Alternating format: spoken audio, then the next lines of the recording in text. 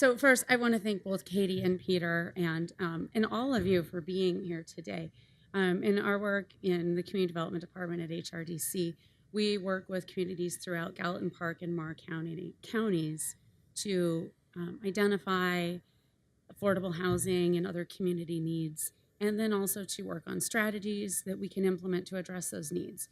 And while the needs across every community can be very different, every place that we're working is talking to us about affordable housing.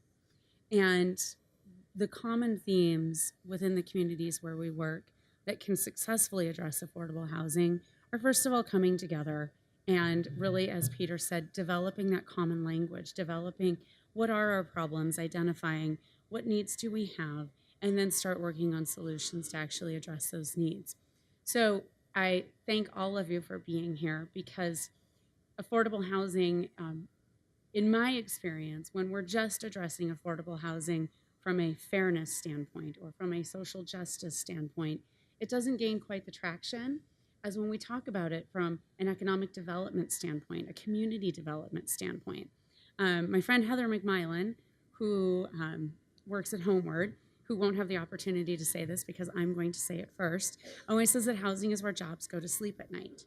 So if you don't have adequate housing in your community, that's people are leaving your community on a nightly basis to go somewhere else and to spend their money somewhere else. So it becomes an economic development issue from that standpoint. So before I get too deep into the weeds of defining affordability, I want to ask you, when I say affordable housing, what do you think? What are some words that come to mind? Anyone? Yes.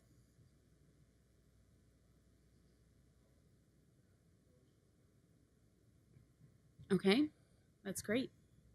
And who are you thinking about when you think about those people? What kind of people are you thinking about? Yeah. Mm-hmm.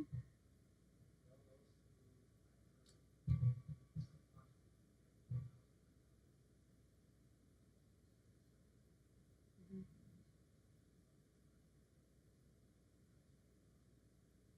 Okay, thanks. Anyone else? What kind of things do you think of when I say affordable housing? Mr. Berg.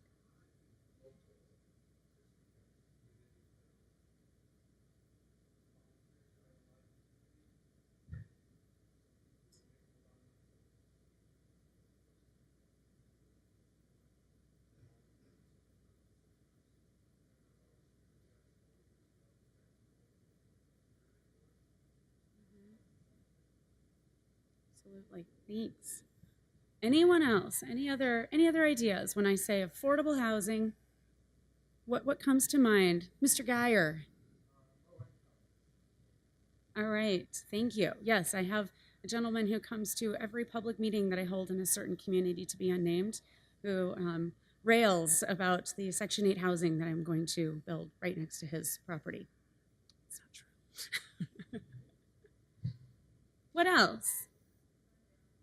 Rundown. All right. Non-existent, hard to find in these communities. And this is true in nearly every community where we work, that it is difficult to find affordable housing, and it can be for a variety of reasons. If we're working in White Sulphur Springs, it might just simply be housing quality. We're going to talk a little bit about housing quality and how that impacts Livingston's market as well. Yes. Okay.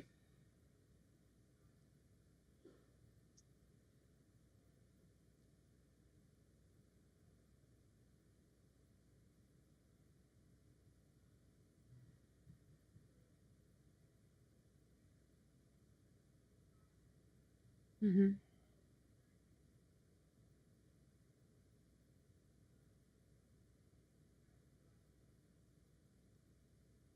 It's the cost.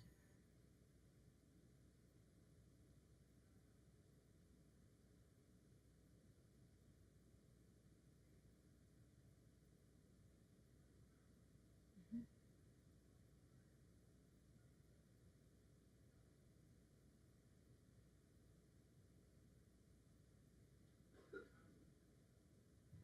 That's fantastic.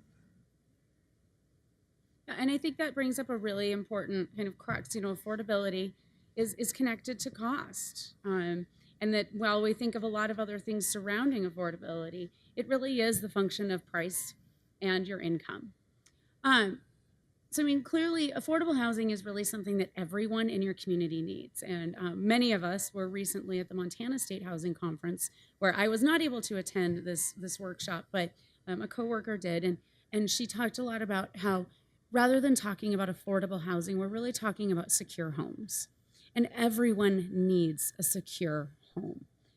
Everyone in your community needs that. So it's certainly service workers, and it's teachers, and it's policemen, and it's firemen. But when we're talking with people who run banks, they're having trouble finding a branch manager to come to their community because they're still looking at incomes and pricing being a little out of whack with each other. So which I think brings up the next big question. Now, everyone needs a secure home. But then the next question always comes up. Does everyone deserve one? And another coworker sent recently an article that I hear all the time. You don't have to live here. You don't have to live in this community. If it's too expensive for you, do what I did. Move somewhere else, pack up, get your bootstraps, and then you can come back later. And I think that's damaging to our community in a lot of ways. As Bill mentioned, the people who live in your community, your longtime residents, you want them to be engaged in your community. And when you have a constant churn of people who come here for a couple of years, 2 years, 3 years, try to make it work, realize it doesn't work, and they move on, you lose that real base of people who make your community what it is. They provide the connections and the glue. When we talk specifically in Gardner, they put out their teacher vacancies every year, and they really just keep their fingers crossed that the types of people who apply will be able to utilize the housing that's available in their community. Last year they were lucky; 3 single guys went and moved into the community. But we want to work to make sure that we're creating communities where somebody can live there, move there, live there, and stay there for as long as they would like. Or they can grow up there and say, this is where I want to be. And there's an opportunity for them to live there. And I think that scares all of us, that the people that we love having in our communities might not be able to stay there for the long term. I grew up in a very small town, not far from Billings, and I am surprised to find out that the woman who was my second grade teacher is now my nephew's second grade teacher. She must be incredibly old, I'm going to say, but I love that that there was a time that you could move to a community fresh out of college and become a second grade teacher and stay there forever. And some of those things are slipping away from us. So we want to start talking about how we can keep people in our communities so we can build that kind of community effort that we want. So, what is affordable? What does it mean to us? And we've talked a little bit about what do we think? And really, affordable is an incredibly relative term. It's just like easy or delicious. It's relative, and it's completely based on your ability to pay, and it's a relationship between housing income or household income and your housing costs. Now, the U.S. Department of Housing and Urban Development gives us an actual definition of what we think affordability means. And it's that you shouldn't spend more than 30% of your household income on your housing. So that gives us one baseline to start thinking about. We know that in communities, many people go outside of that. Do we have any lenders in the room? Any real estate lenders? I see some hands. So now I think real estate lenders will tell us that we push those numbers. I know landlords know that we push those numbers. But it gives us a baseline, just something to be thinking about. So when I look at the newly released, and I'm going to call them HUD income limits, because they don't necessarily always line up with what we kind of know about our community as far as what people are earning. And they don't always line up perfectly with census numbers, but we actually have Eric here from HUD, and he could maybe spill some of what is the secret behind all of these. But these are the new numbers that came out in April of this year. And this is how HUD determines how their money will be utilized in communities. So this is how they'll kind of funnel that money. So typically for households that are utilizing HUD funding for home ownership, we're looking at people earning less than 80% of area median income. The reason I have the 4 and the 100% of AMI is all those numbers kind of flow from that spot. When we're talking about low-income housing tax credits, we're talking about 60% and 50% of AMI. But many of the households that we're serving at HRDC are earning less than 30% of AMI. So this is I don't want to dwell too much on this, but I want to give you an idea of where do we start to get these baselines when we talk to you about who we're targeting with certain types of programs. So if I look at that household of that imaginary household at 100% of the HUD's area median income, I'll talk about, in this case, I'm going to talk about a household of 2, because actually Park County's median household, or Livingston's median household size is just a little over 2. About 75% of your households are 1 and 2 person households. So you're often dealing with much smaller households, and in a lot of ways, those households are harder to serve because they don't have as much money to pay rent. So if this household were at 100% of AMI, they could afford a payment of $1,210 a month. But if this household's at, and that I think is achievable within this market. So a lot of times when we're talking about affordable housing, we're talking about things that maybe aren't naturally occurring already in our market. So if we're looking at people at 50% of AMI, suddenly you're talking about somebody who can afford $605 a month, which is becoming much more difficult to do in the market that we currently live in. I don't think that I'm spoiling any rental housing market presentations. I don't think it's a spoiler to say that that's hard in this market. So I took the liberty of pulling up some information about some area jobs that were available as of this last weekend. You know, what kind of jobs are out there right now? And I think as you look at them, you know, the majority of them get us kind of into that $20,000, $30,000 a year range. And these are jobs across the spectrum. You know, these are people who really drive your community. You know, when you're talking about administrative assistants, hotel housekeepers. We were working in another community where we were talking about the difficulty of bringing in service workers and how that was impacting tourism because TripAdvisor ratings were becoming so low for certain places because they couldn't actually bring in enough staff to really run this place. I know of places here in Livingston that have, you know, they've cut their menu to accommodate, so because they don't have to train on so many things because they can't bring in enough staff. So this kind of gives you an idea of what sorts of, I put, you know, the network technician at the bottom there. That was a position that required about 10 years of experience. And, you know, I think that once you put in 10 years of experience, you know, you're maybe looking to command a higher salary. And a lot of times people they're taking a pay cut to move back here. And then they're recognizing that double whammy of, oh, I just took a pay cut to move back to Montana because I love living here. Stephanie's like shaking her head. But at the same time, you know, I'm finding that the houses are maybe not as expensive as some of the markets people are coming from, but they can be much more expensive than other places. So again, it's always that relationship between jobs in your community and prevailing prices, which we're going to get a lot of great information later today about what does the rental market look like in this community?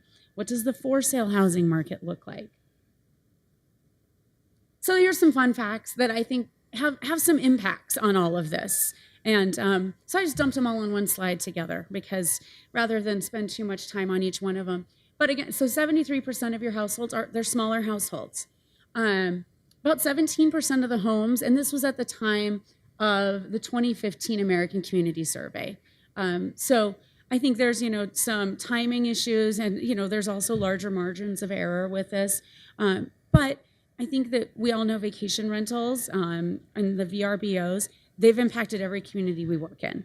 You're seeing a lot of year-round housing stock being moved into vacation rentals, both from the ownership and from the rental side of the equation, and that certainly has impacts on the greater housing market. At the same time, they're not an altogether terrible thing for communities. When we work in certain places, that's how your grocery store can remain open, is they've got a few VRBOs. And so you're able to keep some of these local amenities in your community because they're able to bring in some new income streams that they weren't able to maybe have before. So I think that's a very tricky little nut to crack, but at the same time, it's important to at least acknowledge that it's there and think about how you might work with them. I think Peter brought up the question about housing quality. So 61% of the homes were built before 1960. This has some impacts on affordable housing in a lot of different ways. One, so also at the Montana Housing Conference, we were introduced to a new term, something that we've always been aware of, but naturally occurring affordable housing. This is just what I used to say was maybe just sort of maybe a little bit of your older housing, maybe a little bit more run down. It's not necessarily subsidized housing, but it's affordable because it's older. And so as some of these older homes, they might be more affordable. At the same time, if you're working with any kind of housing quality issues, they can be difficult to utilize both from a rental standpoint, but also from an ownership standpoint. If you maybe are a first-time buyer, it might be difficult for you to get financing on some of the older homes in the community. I know that we struggle with providing assistance on some of the older homes in the community. And then that makes them certainly more, it's hard as a first-time buyer to go in and compete against an investor that might be able to purchase that property fairly rapidly. Generally, when somebody buys that property and then turns it around, they're putting more debt into it, meaning that the rental price or the next sale price will be going up as well. I don't think this is a surprise or a blockbuster, but you've got less than a 1% vacancy rate in rentals. It's a 0% vacancy rate in your subsidized rental market. So when we talk a lot about affordable housing and we talk about what is affordable, we often talk about cost burdens. That's one measure of affordability in our communities. So cost burden is anyone who's paying more than that 30% of their income benchmark. So in Livingston, 30% of the owner households and half of your renter households are cost burdened. This is also significant because your renter households make about $20,000 a year less than your owner households. So you are taking some of your lower income people in your community. They are spending a lot more money on their housing, so they have less disposable income to put back into your community. Those are the people who maybe can't go and eat out and they can't keep the restaurant open because they don't have that extra money. They're spending more of it on their rent. They're also the people who are most vulnerable to changes in markets. So when you are a renter and you have found a nice affordable rental, so you think, and it's $600 a month, and the market is changing, and you're paying more and more and more, you're incredibly susceptible to market changes. When you're an owner, one of the real benefits of becoming an owner is that you lock that in. You lock in your price. So your principal, interest, and taxes and insurance, your taxes may change or insurance may change, but you've locked in the principal and interest. So even if your home appreciates by $100,000, you don't have to pay that. You don't have to go out and borrow that. I mean, the flip side to that, of course, is you're more susceptible to a down market. And if in this market you wanted to sell your house and buy a new home, you might have difficulties finding the right kind of house to move into. We'll talk a little bit about how that housing continuum demand impacts affordable housing and market housing in the community, which I think gets us to the housing continuum. So when I talk about, oh yes.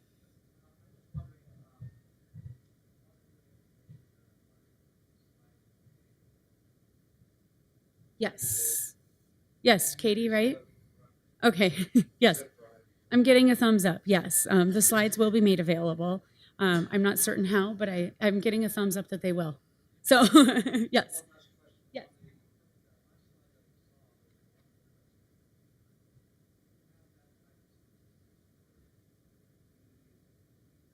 Yes, we do. We run down basically, so we just recently completed HRDC's community needs assessment and strategic plan. And for every community that we serve, we were able to put together a community profile that really goes through it gets into the weeds about a lot of things going on in the communities.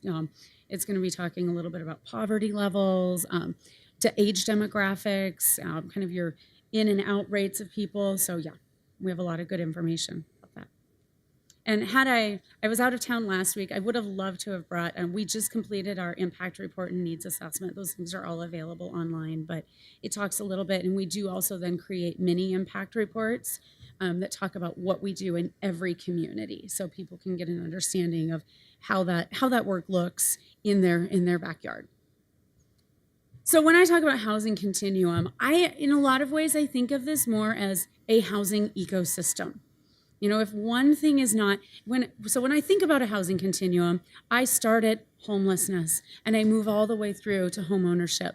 But in a lot of ways, it's also more like an ecosystem, because if one area isn't working well, neither will the others. So we'll talk a little bit about that. So, all right, so up here, I've got what I kind of consider to be the realm of your communities and your nonprofits. And when people think about affordable housing, what traditionally would come to mind. And then on the bottom here, I've got sort of the market side of it. So as we're looking at the subsidized nonprofit community responses, in our affordable housing realm, we are talking about year-round citizens, and we're generally talking about people who earn less than 80% AMI. I say generally, and we'll kind of go back and talk a little bit about some of those exceptions. So starting at the far end of the continuum, we have the emergency housing. That is crisis housing. That is for people who are either chronically homeless, they are maybe experiencing a temporary homelessness, they are doubled up, they are couch surfing, but they are in a real housing crisis. So today we have some people from HRDC who will talk a little bit about how homelessness looks in this community and some potential responses and some things that we're working on, and how it's changed over the last few years. I think one of the things that's really interesting about Livingston is how much this market has changed and how rapidly it has changed. Just a little over about a year and a half ago, we did a very small market study for a project, and we didn't have a lot of vacancy rates, but there was still some kind of softness in everything, and that's going away. And I think that the people who will speak later today can provide much better information on that. But I know that in our offices, we are seeing more people and with greater needs. So then we kind of move up to this world that I call subsidized and affordable renting. So subsidized renting is a little bit different than affordable renting. So I'm going to do my best to kind of explain. So when I talk about subsidized renting, I am talking about a situation where a person is paying 30% of their income toward their rent. And some government entity, it might be HUD, it might be rural development, is making up the difference. So a subsidized rental can be either a project that carries a subsidy with it. So an example in this community is the A.W. Miles building. That is a subsidized rental development. So people who live there pay 30% of their income toward their housing, and their subsidy makes up the remaining amount. There are 4 projects like that within the Livingston community where where they know that if my income goes up, I'm going to pay a little bit more. If my income goes down, I have that little bit of a safety net. 30% of my income will go toward my housing. Subsidized rental, and then of course we also have housing choice vouchers. That's another way that somebody might receive a subsidized rental. They will have a voucher and they will take it to a unit that works within their community. And I think that we'll hear a little bit today too about how rental market dynamics are impacting people's ability to utilize vouchers in their communities. If you have a voucher, that's great, but if you can't find a house to use it in, it becomes less great. So we want to talk a little bit about that. But so that's your subsidized housing. They don't make a lot of these. They don't make any new ones, or under very limited circumstances do they make new ones. So a huge priority for us at HRDC is to preserve those subsidized units that are available to us. So that means that when a project comes up on the end of its sort of affordability requirements, we want to step in. We want to make sure that we extend those requirements. So we just recently did this with a project in Belgrade. It had a rural development subsidy attached to it. We came in, we purchased the building, we're putting renovations into it to increase the quality of the units, and we've added 41 years to the affordability restrictions on that building. So we know for 41 more years, we don't have to worry about this remaining as affordable housing in the community. We've done this in Livingston, again at the Miles building. We've also done it at the Sherwood Apartments. So that is a really important way to maintain subsidized housing in your community. We also, our staff works very, very hard to fill those vouchers when we get them, because we are able to then capture vouchers from other places that may not be able to fill them as fast. But they're not making a bunch of new vouchers for us to utilize, despite the fact that needs are increasing. So that's your subsidized housing realm. Then we have the next realm that I would call affordable housing, and that's more of a rent-restricted affordable housing. Again, we know that kind of below the line, we also, in the market rate world, we do have those naturally occurring housing units. But I'm talking more about buildings that may have, developments that may have been done that have rent restrictions tied to them and long periods of time. So the primary way those units are developed is through the low-income housing tax credit program. This program was developed in the mid-'80s as the result of tax reform, and it is a really great example of public-private partnerships to develop affordable housing in communities. I think since the early 90s, it's developed over 5,000 units in the state of Montana. Sometimes we utilize those funds to help preserve these projects that I was talking about earlier, these subsidized projects, but it's also often used to develop new projects. How many of you are familiar with the Livingston Hospital, the potential redevelopment? That was now while that project was not funded, that was a proposal for low-income housing tax credits. They're tough to get. They're a very specialized skill set. I think the state of Montana last year received about 26 applications, and they were able to fund 4 or 5. So it's a very competitive process, and sometimes you just take your place in line and know that we're applying this year, and we're applying the next year, and the next year until we finally get that. But that is more of your rent-restricted type of development. So that is not going to be necessarily tied to your income, though. So you have to qualify to live there, and you may have to say, well, I have to be below 60% of area median income to live here, but maybe I only earn 40% of area median income. I can live here, but it's going to cost me more than 30% of my income to do this. It's already not affordable, but it might be more affordable than other projects within your community. So then that takes me up the continuum to assisted ownership. Brian is here today. He's going to talk a little bit about some methods for assisted ownership. We have down payment assistance programming, and we also work with permanently affordable housing. So that means that the community's investment in affordable housing isn't one and done, that investment endures, it benefits the community for years to come. But that is kind of the next step up that housing continuum. And finally, I put senior housing on there, not because I think it's the end of the continuum, but because having adequate senior housing in your community, if you don't have it, really impacts all of these other areas. You know, oftentimes seniors are living in homes that can be perfect starter homes, but if they don't have a good place to move within your community, they're not going to move out of the starter home. So the person who needs a starter home stays in their rental. And so then you start having a lot of moderate income people competing for more affordable rentals with lower income people who can't afford them anymore. So the bottom half of my continuum is what I consider to be kind of these traditional market responses. And I put community responses there, and I'm going to explain that in a moment. Seasonal worker rentals. Every community struggles, any community with a tourism bent will struggle with the need to provide adequate housing for seasonal workers. That's not something that we can do through any kind of federal or state programming yet, I say yet. But it's an important part of every community because they really can place a very out of balance demand on units. If you've got 6 guys that will go together and pitch in to rent what would have normally been just a regular rental in your community, they've now changed the value of that rental. So that is something that we've got to at least address in communities. So then you have your market rate rentals. And I would say that in all of these little areas, in like market rate and market rate ownership, both, that again runs its own full continuum. You have very affordable market rate rentals, as were referenced. Buildings that they're privately developed and they're very affordable as market rate rentals. Another source of kind of naturally occurring affordable housing that's very prevalent in Montana are trailer parks.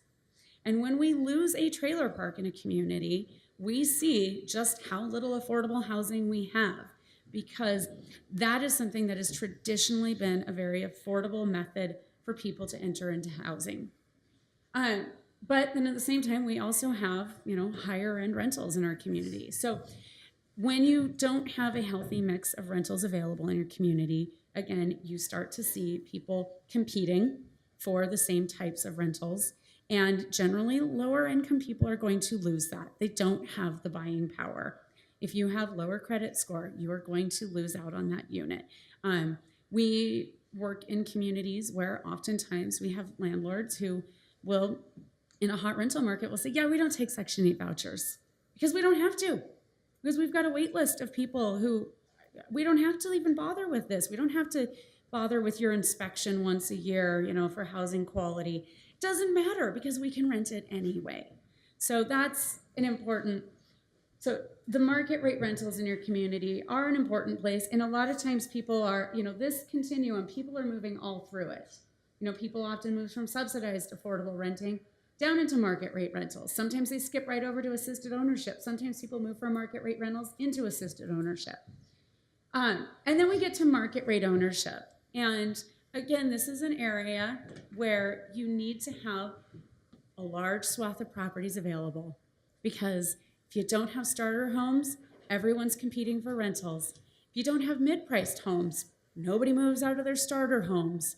So you need to have big range that are available to a large number of people in your community. And that's what really kind of helps create that sustainable community where you have some housing choice. When people don't have a lot of housing choice, a lot of times the choice they make is, well, we're gonna go, bye, we're done in this community. And that's when you start to lose that sense of community. You start to lose your volunteers. And, I go ahead, yeah. Oh, I'm sorry. No. Before I forget the question, this whole continuum, this whole picture, do you have a fairly clear picture of where the holes are in the living space?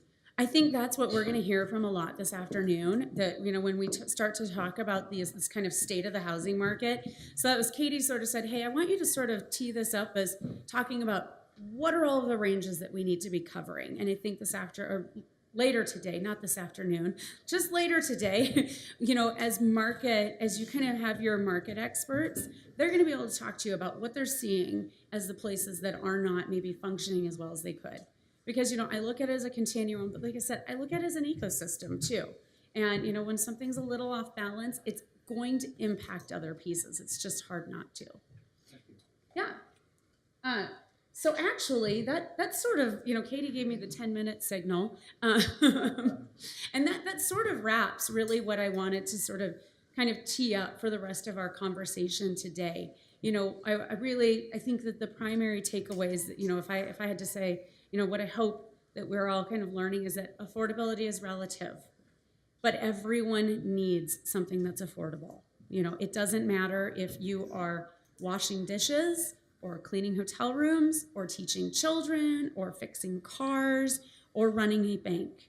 You need an affordable place to live in a community. And if you can't find it, you will either sacrifice your household income, which then hurts your community's economic development, or you'll simply leave, which harms the community as a whole. So for me, I want my teachers, I want those people, I want them to be my neighbors. We learn more from people who are not just like us. So diverse communities are helpful in that manner. Any questions? Silence. Okay. Oh, yep. Got a question in the back. Okay. Sort of the elephant in the living room question I hear Mhm. and what can the community do to facilitate this? Yeah, I mean, I think that's, clearly the stuff on the top of the continuum will always produce far less housing than the market will. You know, the private housing market develops almost all of the housing in our country, and nonprofits subsidize housing. We work to try to fill in those gaps that the market can't respond to. I think that markets, if you want to look at kind of disparities in housing affordability, you really are looking at income disparities, and you're looking at the trends in income disparity. Markets are developed to serve, the person who can pay the most. That's what the market's developed to serve. And, they're not necessarily developed to serve, and they will always struggle to serve a big segment of this population that just has higher needs. I watched a TED Talk the other day that was so interesting about that, because they talk about, that's not just true in housing. That's true in a lot of areas. That's true in healthcare. The market can serve a lot of us very well in healthcare, but there's a segment that can't be served well by a market-based system. And so what can you do to support? And I think that's the second part of your question is, how do you support a market-based system? And I think one of these is, of course, all of these things on the top of the line. That's our job, is to come in and find those gaps in communities and support them to the extent possible. But we know that the resources to fully meet that need are not there, and probably aren't going to be there. So that's where down below, so I'm glad you asked this, because I kind of forgot to bring it up.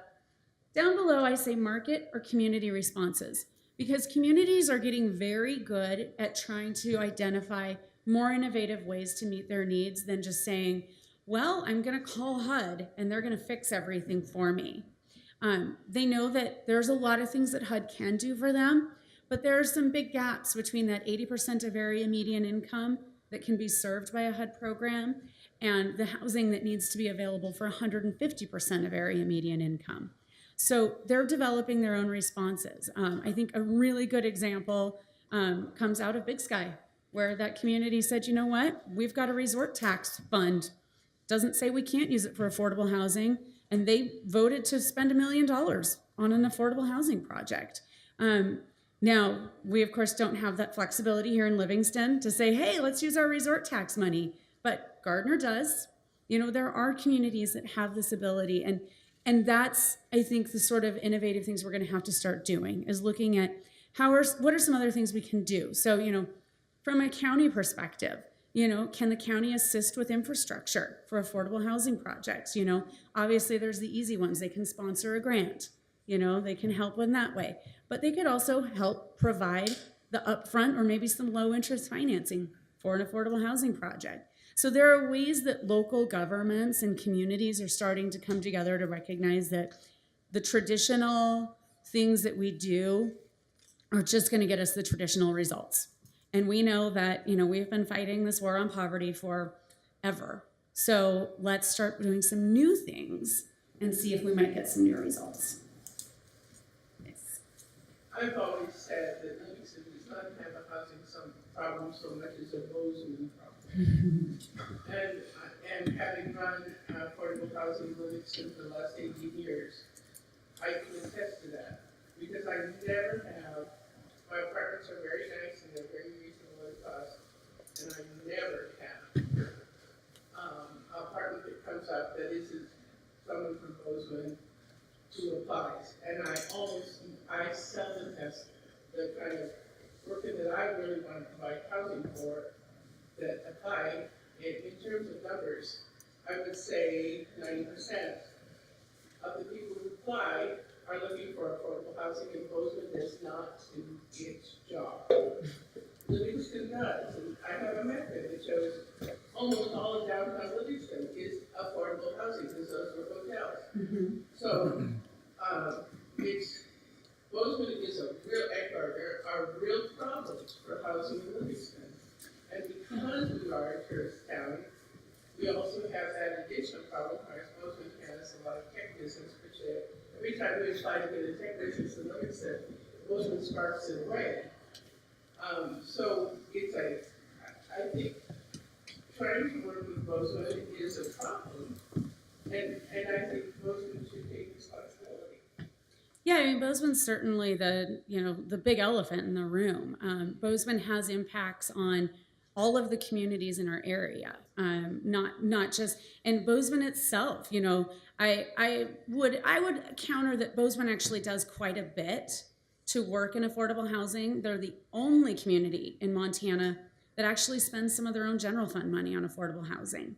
They're a small community. They're not an entitlement city. So whereas some of the larger communities in Montana, like, Billings, Missoula, they're receiving a direct allocation from HUD every year to address their affordable housing issues, Bozeman's not big enough. They don't get that money. So Bozeman said, you know what, we're just going to spend our own money to try to address this issue.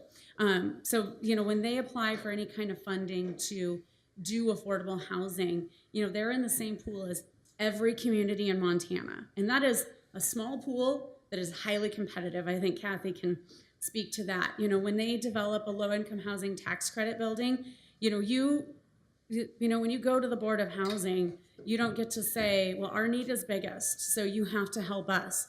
They're going to say, you know what? We geographically spread this money around the state, and we're probably going to help you every 4 years or so.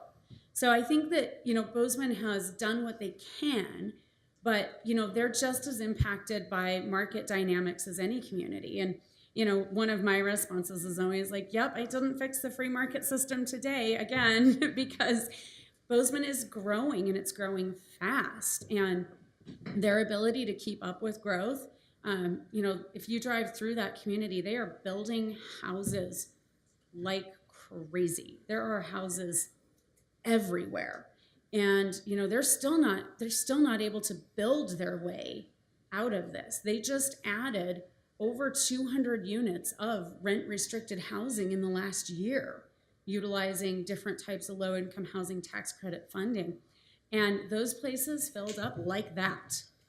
So I think that Bozeman certainly changes things. I think that it's hard. Growth is really hard, but I also think it's kind of inevitable. And I think that there are a lot of communities in Montana that, nothing is happening at all. And they're dealing with affordable housing crisis that looks different than ours. But it's because they can't get anyone to come there.